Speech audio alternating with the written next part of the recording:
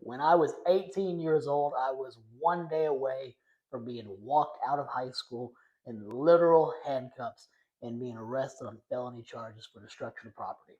In addition, I nearly flunked out of college, spent all of my savings on a badass car that didn't last more than a year, and I moved in with a girlfriend in a relationship that ultimately went nowhere. In addition to countless other tales of Jake's past, I say all that to say that I have a long history of up whenever I was younger.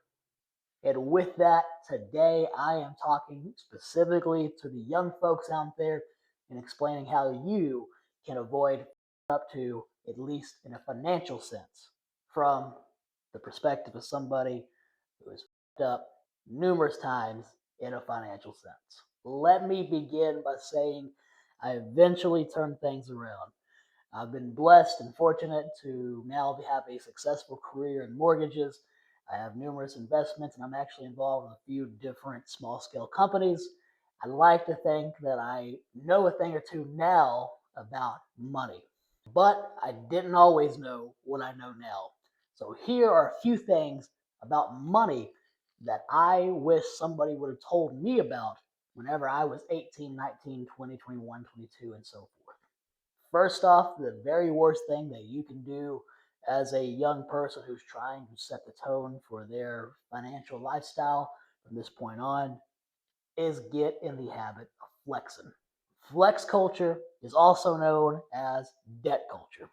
Just because you have the ability to finance a $60,000, $70,000 truck or car today when you have no other debts or obligations doesn't mean that's the best decision for you long term, especially considering the fact that in the next 4, 5, 6 years, a whole lot can change in your life that you are not accounting for right now.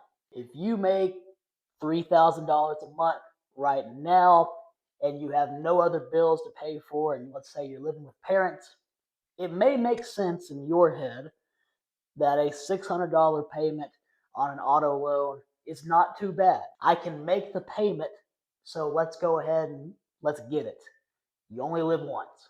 Again, that may make sense right now, but what happens in a couple years when you, let's say, are looking to get married, you have a child on the way, you need to move for work, or you're now faced with a situation where you are now having to live on your own and have to account for rent payment or a potential mortgage. Trust me, I know it's pretty cool to be 20 years old and have a badass souped up F 250. But it's even cooler to be 25 years old with a young startup family and being able to move in to a brand new, beautiful home that is all yours. If your priority is to use all of your money to flex today, you're probably losing out on some ability to flex even harder in the not so distant future. Take a guess about how I know all about that. Another tip that I would give is don't mistake credit cards as free money. If you take into account all text, emails, commercials, and just walking around to different stores, I'm willing to bet you are asked multiple times to apply for a brand new credit card. It is super easy, especially when most of these credit card providers are promoting deals such as 12 months no interest paid or similar stuff as to that, to think that I can spend this card on whatever I want right now and I'll just worry about it later. Well, later always eventually comes, and later is usually always expensive. So the next time that all of your friends are pushing you to make that trip out to Cancun, or if you're really wanting to take your lady or your guy out on $1,000 all luxury dinner for a great date night, think and ask yourself, can I actually, truly, really afford to do this? Because actually and truly, eventually you will pay that bill. And trust me, those trips and those awesome dinners aren't as cool if you can't make the payments and your credit score tanks because of it. And lastly, this isn't really necessarily a financial tip, but it kind of is at the same time. It's Be very selective who you actually hang out with. The saying, you become who your friends are, is 100% accurate. If you're hanging around a bunch of guys and gals who aren't doing much of anything with their life, then that is what you are actually going to be doing with your life in the future.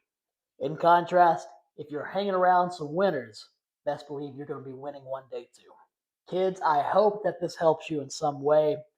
If you kind of like hearing me talk about life advice, being Daddy Jake, I would definitely love it if you follow this page here.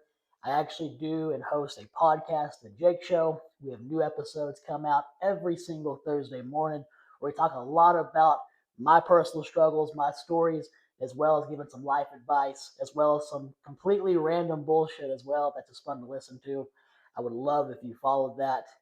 If you are somebody who is struggling with any of these here, just know, in addition to trying not to fuck up, if you have made a few fuck ups in your life already, you have all the time in the world to fix it. You're not set in stone with who you are today. Always work to be who you want to be tomorrow. If you have that mindset, you can always change. You can always better yourself. Watch the rest of my videos for similar content. Stay off drugs. And if you want to buy a house one day, hit me up to get pre-approved.